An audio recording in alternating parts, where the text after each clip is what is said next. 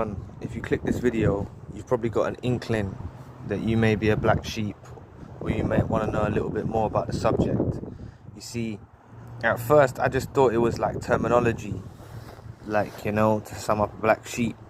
But when I dug a little deeper into the subject, like what I've stumbled across is many chosen ones are actually black sheeps in their family.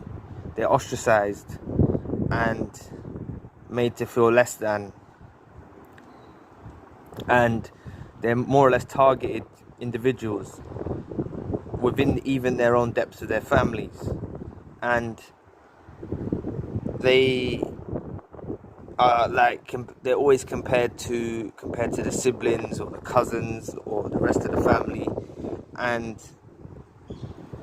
this is like down to, people call it generational curses, and that it's not your family's fault that they're acting this way towards you. It's just the way that it is. And the way that we can break the cycle of these being labeled a black sheep and stuff, it is to basically get up and get on with our lives. Like, we can break the shackles of being looked at as less than by following our pursuits and our dreams, and we don't need to rub it in the noses of other people when we achieve what we need to do. But as chosen ones, we're often labeled as black sheep, and we're told, you know, like siblings or cousins or stuff like that, they'll seem to get more than us, or like we're just left out of the situation. That's what normally happens with black sheeps. And yeah, down to even the household. But please press the like and the subscribe button. It will help your brother out. They say it helps with the algorithms and stuff like that, but if you could do that for me, I'd appreciate it. Thank you. But you know, there's benefits of being the black sheep. There's benefits of being the black sheep, because most black sheeps, or if not our chosen ones, it's like we've been put in these families. We've been sent to these families to change the dimensions of what happens. That's why, as chosen people, we're sent to Earth, and we're put in various groups, and we're kind of scattered across the masses. And we're put in these situations and these toxic environments to bring the better out of people. So that's why, if we focus on what we need to do and we get the ball rolling, then it's not like we need to just get up and leave these families and stuff like that, because a lot of people would suggest doing that.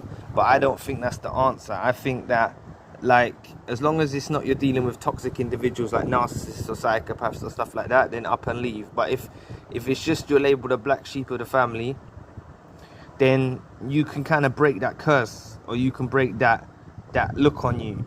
Because the best way by doing that is just getting involved in activities and your projects, set some goals and aim towards it, and just focus on yourself and prove them wrong. Yeah, so that's one way of breaking it. But you also break it on a higher level by showing them, because when you do that, that will reflect back to them that they was wrong to look at you like that. Yeah, and you'll break that curse. You'll break that curse that's being put upon families and stuff like that. And it's not a curse like old Egyptian curse where it's all bound by, because everything is all controlled by the universe and God. But what I'm trying to say is, it's like a negative energy that kind of lingers around the family unit, and you're kind of the scapegoat of that.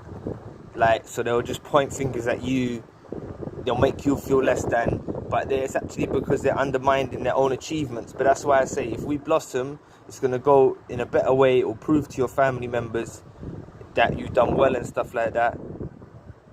On the flip side, you kind of reveal if they're narcissists or they're toxic individuals, because when they'll just get inferiority complexes once you start achieving yourself being better. It will kind of bring them out of the woodwork.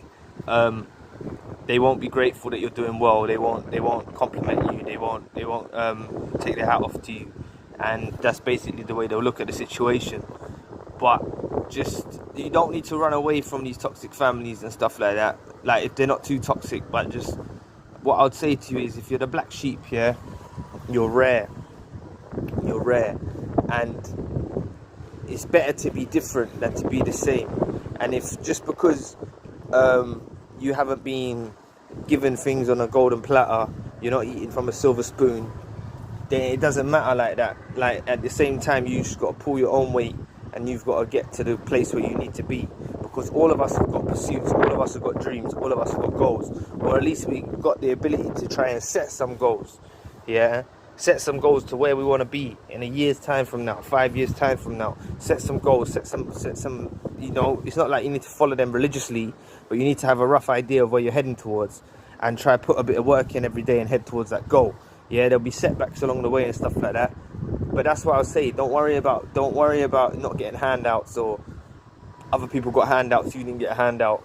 Other people, you know, it's okay.